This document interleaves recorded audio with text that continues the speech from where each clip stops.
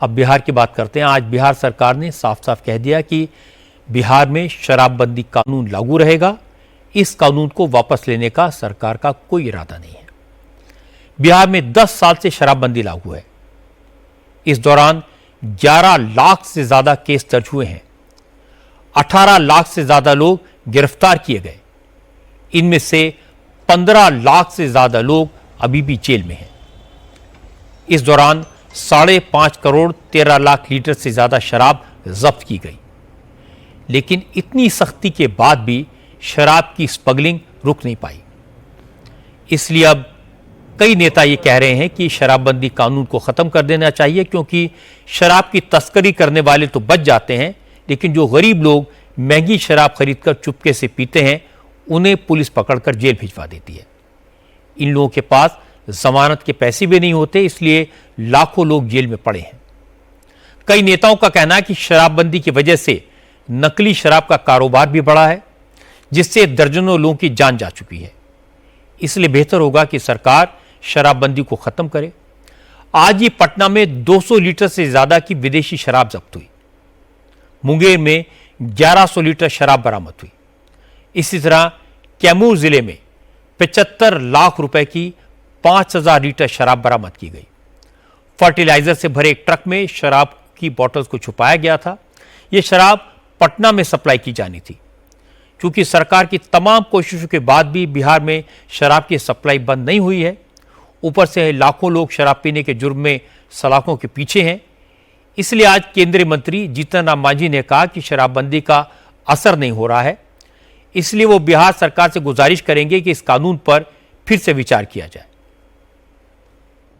हम इस सरकार से, सम्राट चौधरी से भी ये कहना चाहेंगे आप लोगों के माध्यम से कि शराबबंदी जहां गांधी जी का जन्म हुआ था वहां भी है, लेकिन इस तरह से वहां लोग में निराशा नहीं है। हम तो पहले से भी कहते रहे हैं कि गुजरात मॉडल की शराबबंदी बिहार में लागू हो। तो स्वराज जी से भी कहेंगे कि एक तो शराबबंदी के चलते पदाधिकारी लोग जो गड़बड़ करते हैं, पैसा अर्जित करते हैं और गरीबों को फंसाते हैं। आज 11-12 लाख लोगों पर किसी न किसी प्रकार का केस मुकदमा है, जिसमें हमारे गरीब लोगों पर 6-7 लोगों पर है। तो कहने का मेरा मतलब है कि ये ऐसा नहीं हो, इसके लिए प्रशासन को चुस्त और दुरुस्त रखें। ये हम स्वराज चौधरी जी से और मुख्यमंत्री बिहार में हैं उनसे आप लोगों के माध्यम से करें। जीतन राम मांझी इस तरह की डिमांड पहले भी कई बार कर चुके हैं।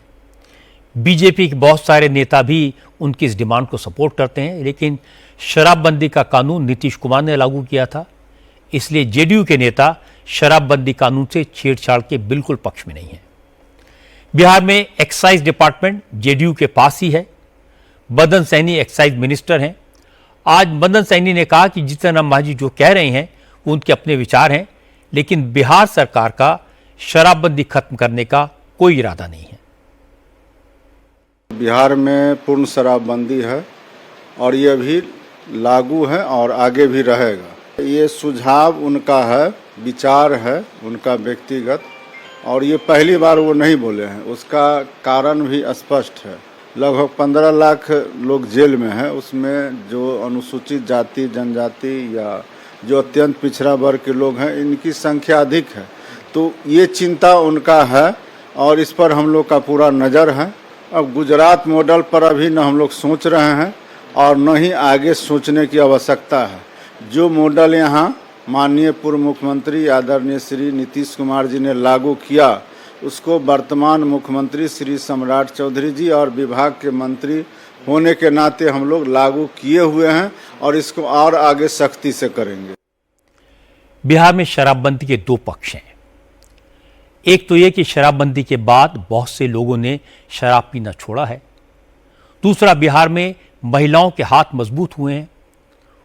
कोई शराब पी कर आए तो वीडियो ऑन कर देती हैं और शराब पीकर मार पिटाई करने वाले व्यक्ति के खिलाफ पुलिस में शिकायत कर देती हैं।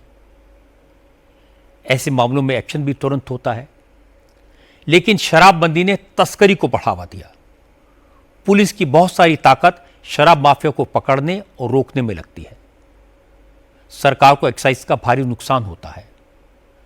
बड़ी संख्या में लोग जेलों में पड़े हैं। इसीलिए कुछ लोग शराबबंदी को खत्म करने की मांग करते हैं, लेकिन कोई भी फैसला करने से पहले इस बात का असेसमेंट करना पड़ेगा कि समाज पर इसका क्या असर पड़ेगा। क्या इससे कहीं पुरानी विषमताएं वापस तो नहीं आ जाएंगी?